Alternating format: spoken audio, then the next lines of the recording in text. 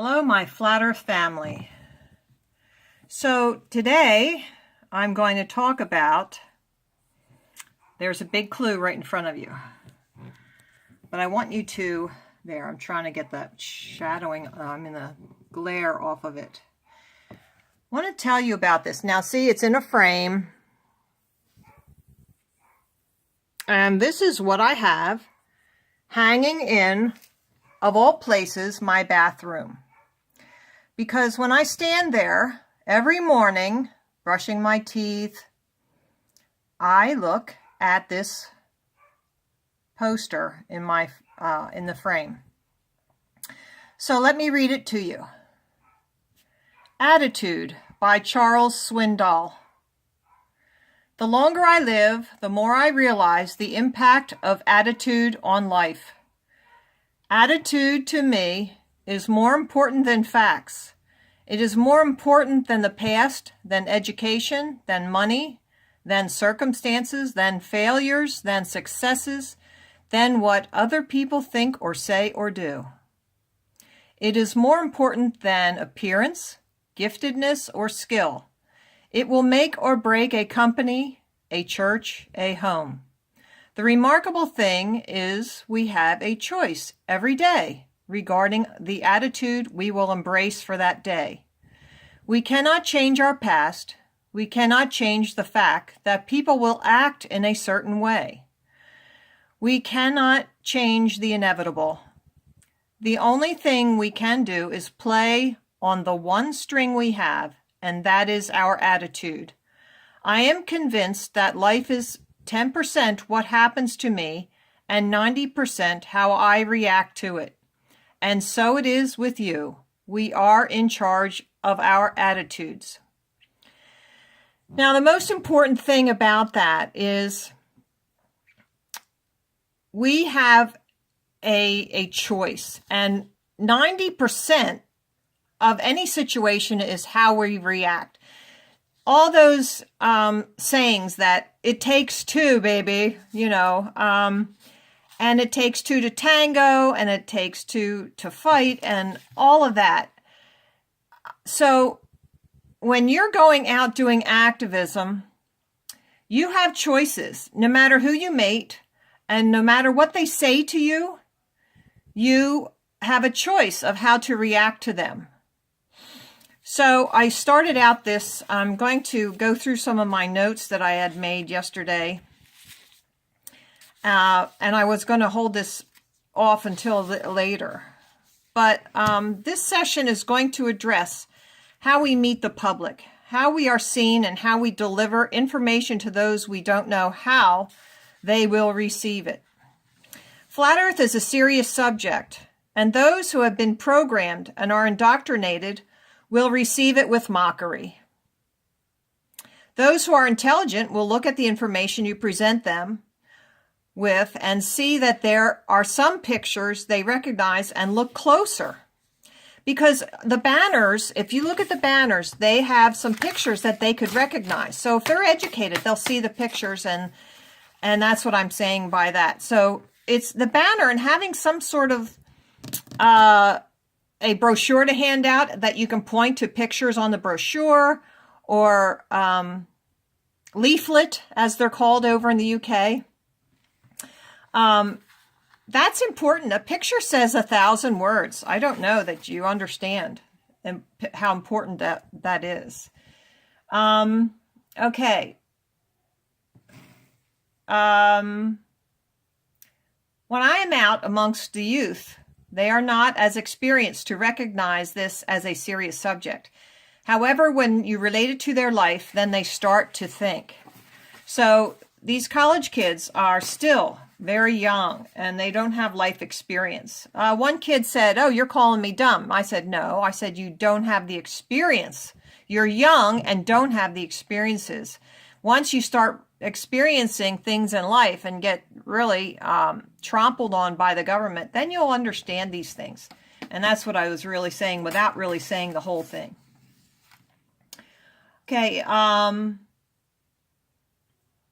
has come to my attention that we are intolerant of the difference between people within our flat earth community. Does this mean that you only want people like you in the Flat Earth community? No. Are we trying to keep Flat Earth to ourselves? No. Is this some sort of status symbol to be kept behind closed doors? No. That isn't happening. If the knowledge of Flat Earth is to do any good, then it must be available to the whole entire population.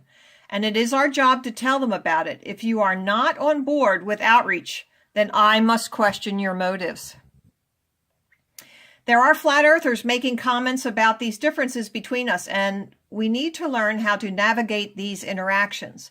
It doesn't matter what someone says to you, but it does matter how you react. And there you go. How you react. That's important. You know, I was talking to my daughter. She was home this weekend. She's very wise for her years. And I said, did you happen to notice what that person said the other day? She said, yeah, I did. And I just try to laugh those things away because of the moment. But then you have to come back and think about them. And I'm there, yeah, isn't that something?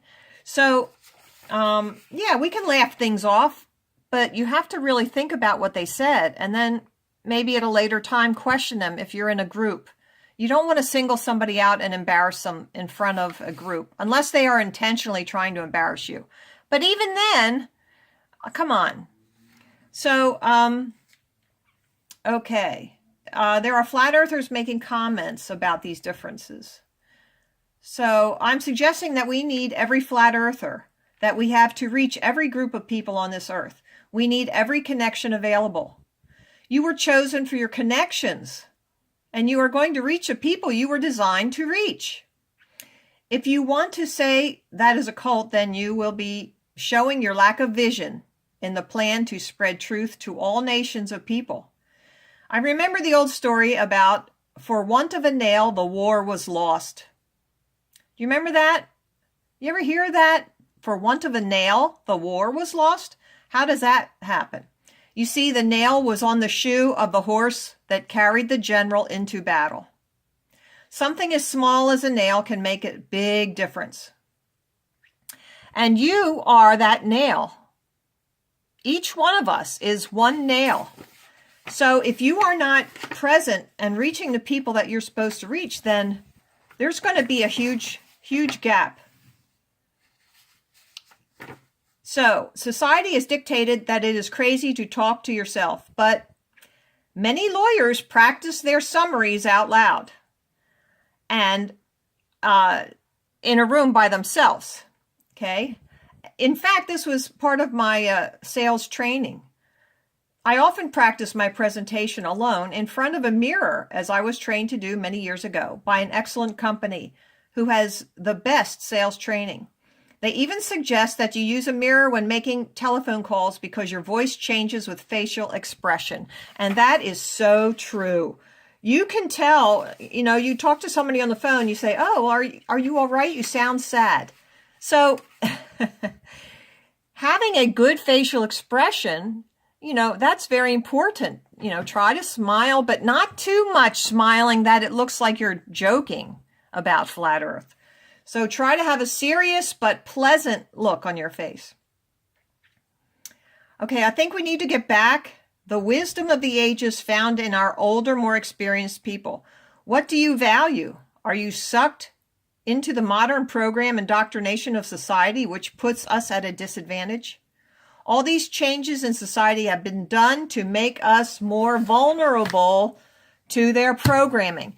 See, their programming is not the only thing. It's everything that they've done. It's trying to marginalize us. There was a time, well, let me continue with my notes. The young are not experienced in these matters, but the older people in this Flat Earth movement are experienced in matters of social change.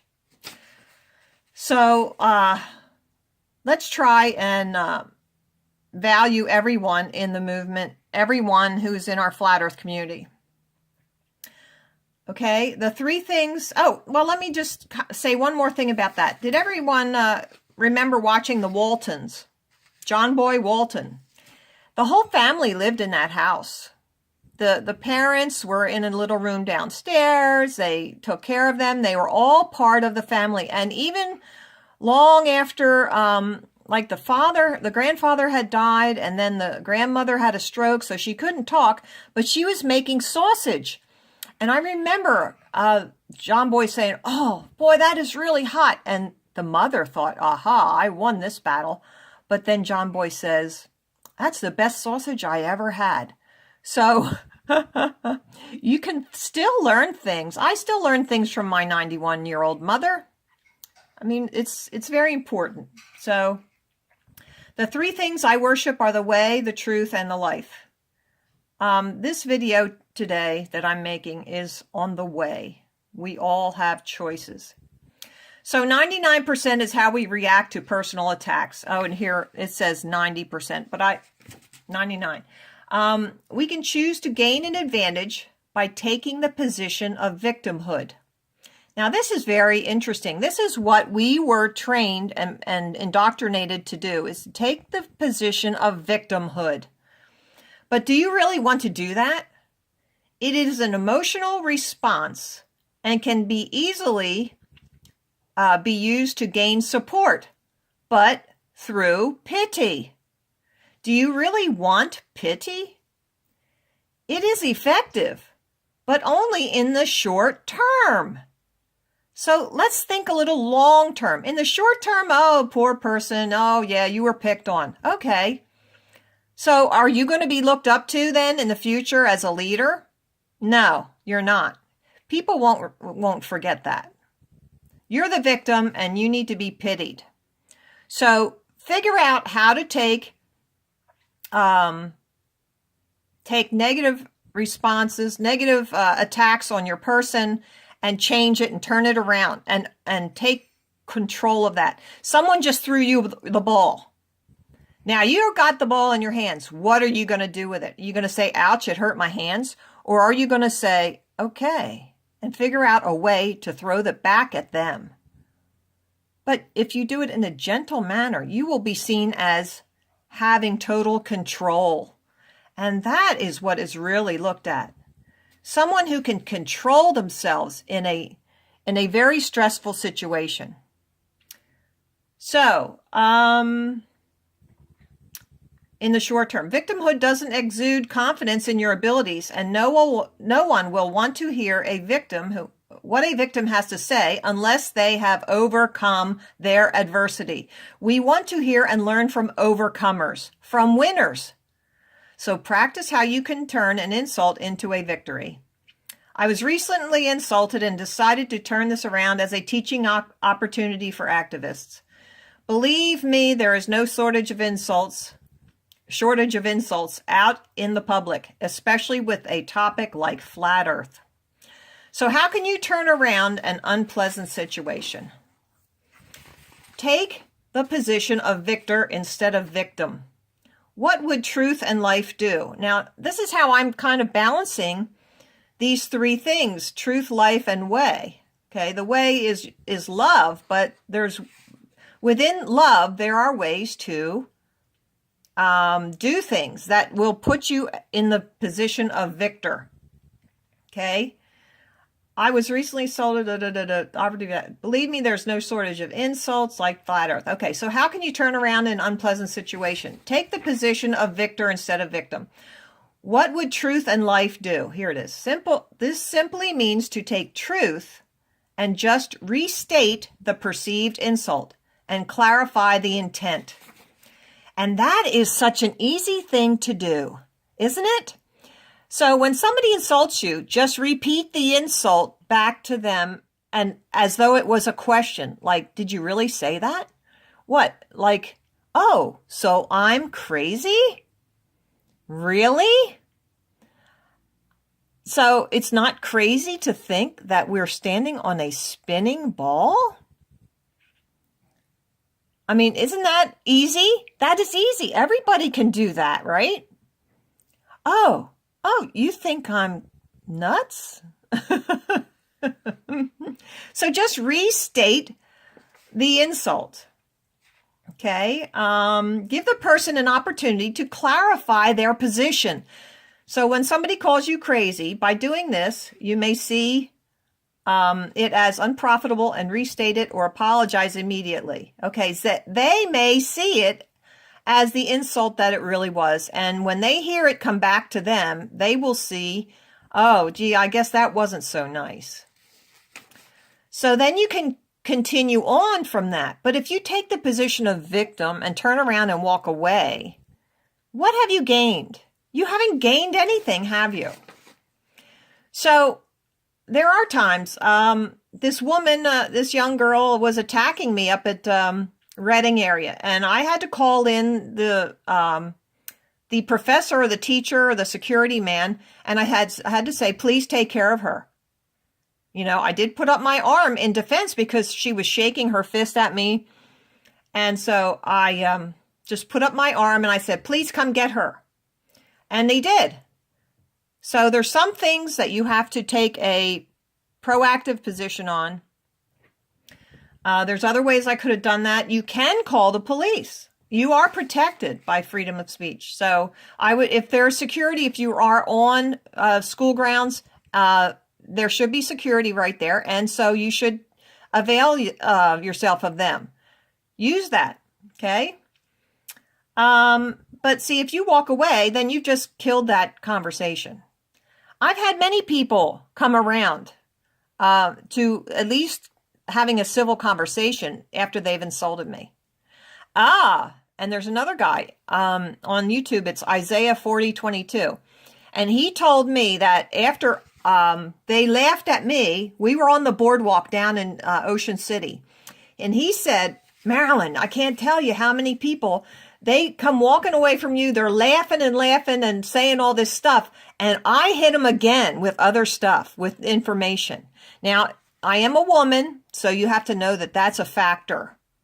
But then when they go on to Mark, and he's a very tall, physically fit man. So he's standing there and he looks down at them and he says, oh, really? So what about this? And what about that? So he says he's gotten quite a few. Sometimes people just need a minute or two to think. They're shocked. Like flat earth is a shocking thing. And they can't process it. Like I said in another video, that all those electrical synapses are firing all at one time and they don't know what to do with it. They can't. And you have to think of it as a physical thing like that. When electricity, it's like a wire that's cut and it's just bouncing all over the road. That's what happens in their brains. And you have to understand that, didn't we first reject it? When we heard flat earth, we said, oh, this is ridiculous. I'm not even going to go there. But then your brain is working on it. Even when you're not thinking you're thinking of it, you are thinking of it. Okay, so give people a time. Say, hey, well, think about this for a minute. And then, you know what? I often have a large group. So if somebody's like stuck on something, I'll say, hey, wait a minute. And then you'll see me have the cards and I look around for other people and I say, wait a minute. And I go hand out more cards and ask, even if I know they have a card, oh, did you get a card? Did you get a card? And it gives that person time to think, time to formulate their questions. They can't even formulate a good question. And if they're like going off on some tangent, I say, well, hey, look at the banners, pick out a picture on the banner that we can discuss. And if you keep their discussion just to what you have at hand, then you have a way of getting information to them. It's not a matter of brainwashing them. We know that. It's a matter of getting them to even consider new information. So I often say to them too, a scientist cannot reject new information until they have evaluated it. And if you're not even going to look at this, then you are not logical. You are not a scientific mind. And that gets them to give them a challenge, So, what else? Well, I can turn this around because oh, wait a minute. Do I have that thing on here? I don't know if I can turn this around. And I don't want to turn it around until I know that I can.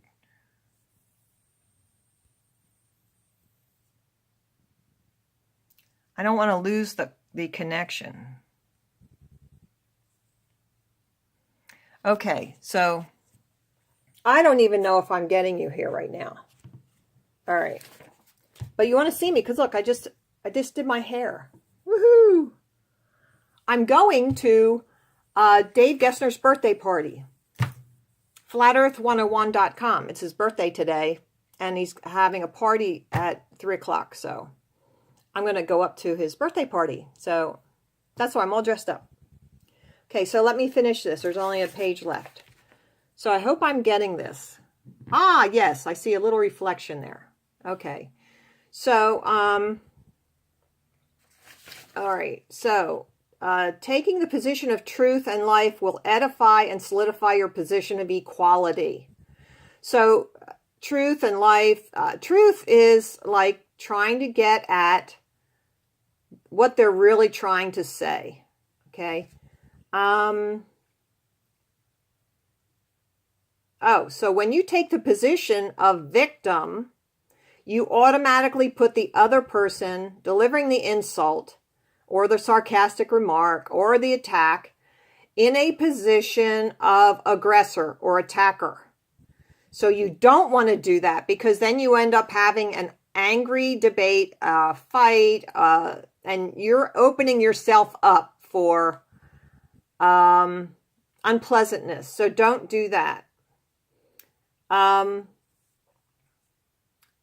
right, this is divisive and seeks to gain an advantage over others. Flat Earth is not a war of men, but of principalities. Flat Earth is not personal.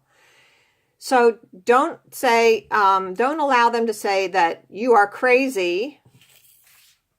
Oh, so you mean this idea is crazy.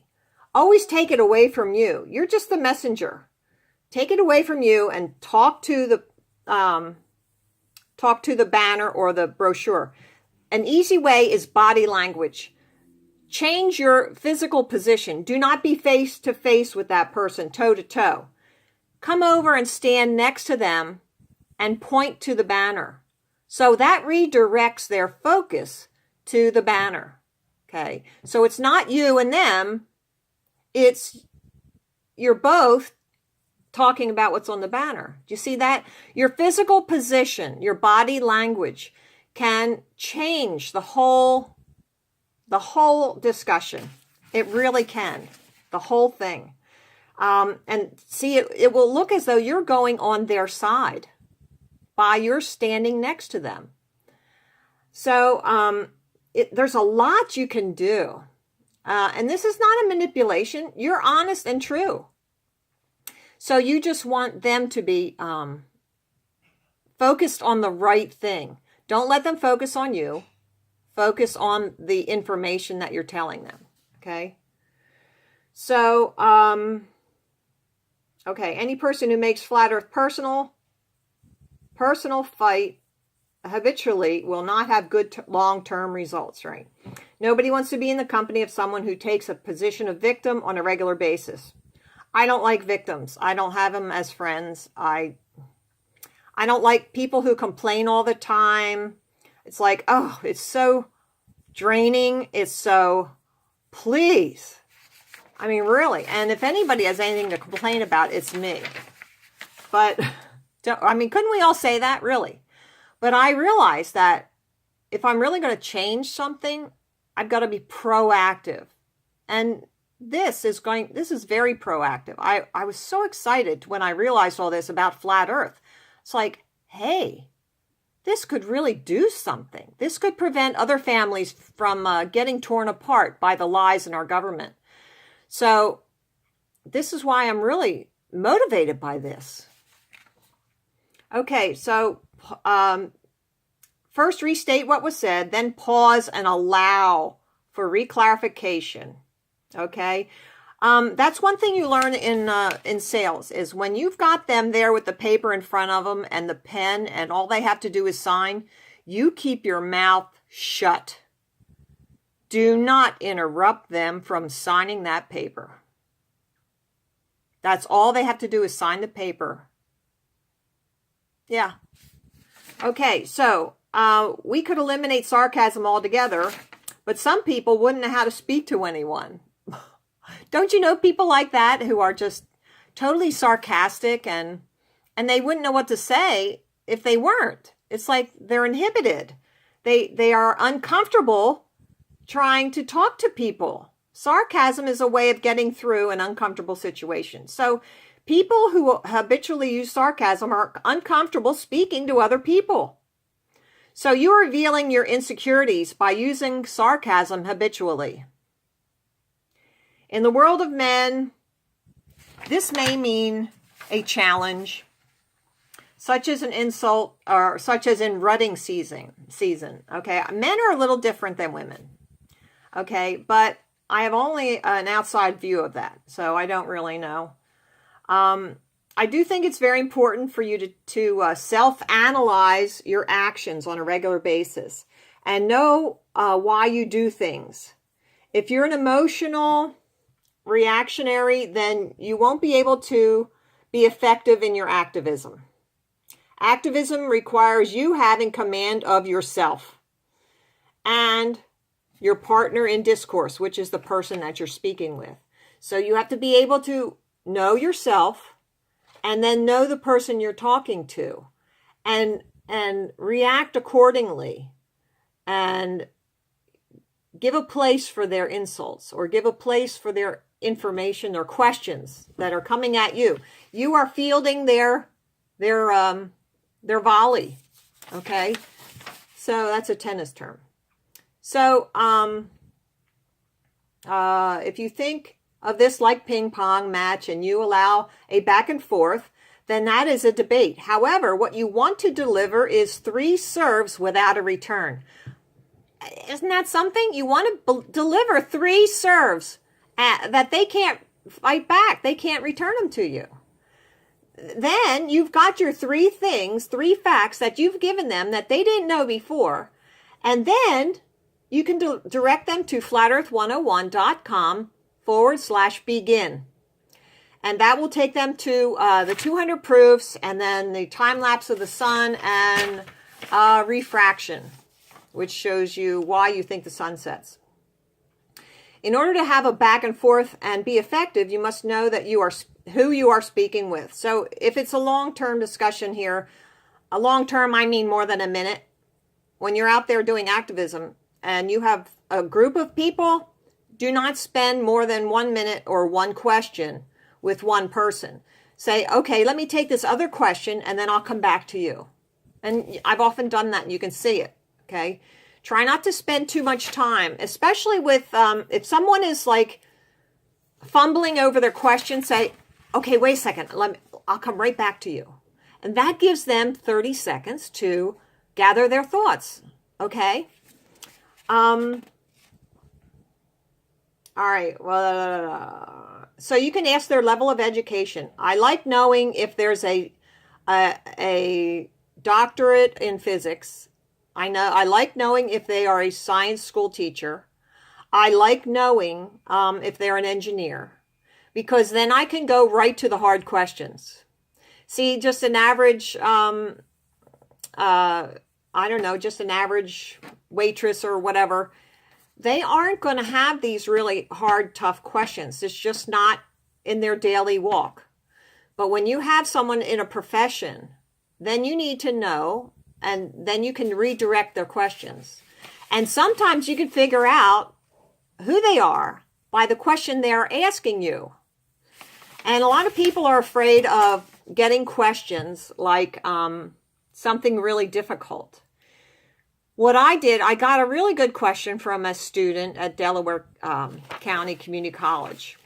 And it was a long question. So when I got up to the banners, where did he start with that question? So I asked him, I said, now what was the beginning of that question? And he said something and then gravity. And I'm there, okay. So I knew right away to tell him something about gravity that he didn't know. So I don't have to really answer their question exactly, because their questions are based on a fallacy. It's something that's made up. The heliocentric model is made up. So you cannot answer that honestly. So just tell them what you do know and then allow them to formulate that in their own mind, how that can work. You remember, you're talking about two different languages here. You have to be able to translate from one to the other. And some of the kids also said to me, well, you keep going back to there's no curvature, going back to, well, sometimes that's all you can do. Because what they're thinking is so way out there, it's in outer space. And we know there is none. So try to bring them back down to earth. And that's why I say about the curvature. Okay. So in order to have a blah, blah, blah, blah, blah, blah, blah, blah, blah, blah, blah. Okay, I did that. The proper way to ask a question. Do you have here, this is good. The proper way to ask a question. Do you have an open mind? Or do you think you have an open mind? And Harry asks that correctly. Good job, Harry. Because if they think they have an open mind, that is a proper way to ask that question. Just asking them if they have an open mind will give them a different result, as it is positioning them as a judge over what you are telling them. Do you realize that? Do you have an open mind? That's automatically saying to them they can reject whatever you're saying. Okay. But if you say, do you think you have an open mind? So that makes them place the information in a unique position that they will have to challenge themselves. Do you see that? If you have a question on that, I don't know, let me finish this. Do you have an open mind tells me that I can call what I'm about to hear as BS. The information is being judged, okay? However, when I hear, do I think I have an open mind, then I am challenging myself to take this information and really analyze it, or otherwise I am condemned for having a closed mind. But I'm condemning myself, okay? Do you see that? Do you see the difference? How or the way you ask a question can give you an entirely different result. Do I always do this correctly? No way. But I am aware and trying to do it the best way I can to get a different result. We want to reach people and have them analyze the information we are giving them. Think about the way. If you need motivation to do this, then do it because love is also the way. Am I saying that funny enough for you to understand? Okay. When we reach more people, then we will also benefit our own position. Destroying the lies, all boats will rise. Zane, there's one for you. Destroying the lies, all boats will rise. Figure that one out. I hope you comment and tell me what part of this was helpful. Okay, I want to use these live streams as a means of putting together a curriculum of sorts, and you can participate by letting me know your thoughts. So, I'm so happy I did this. I wanted to do it this morning, and I sat down, I said, oh, I've got a little time before I go. So I'm going to do that. And I had written down these notes yesterday, and all I needed was my trusty little frame that I keep on the bathroom wall. So think about it. You know, when you go out and make presentations, don't worry. You're going to learn these things, but you can practice in front of a mirror. Practice in front of a mirror so you can see your reaction, your facial expression when you're speaking. Something else I do is I do not speak highbrow when I'm out. I don't want people to think I'm a snob. And if you talk just a little bit slangy, then you're not like insulting them or intimidating them. Listen to this. I have often gotten that I am intimidating.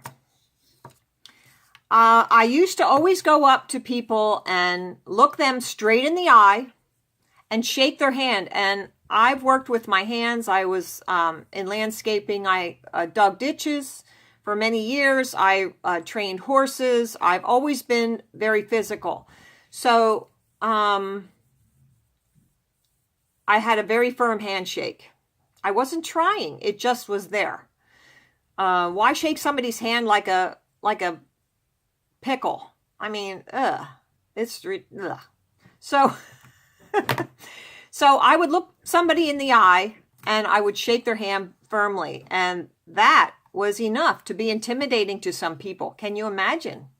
So I tried to tone down my approach and just step back a little bit and allow them to come in. I think I spoke earlier, the first version, about having the colors, and your appearance does not have to be highbrow.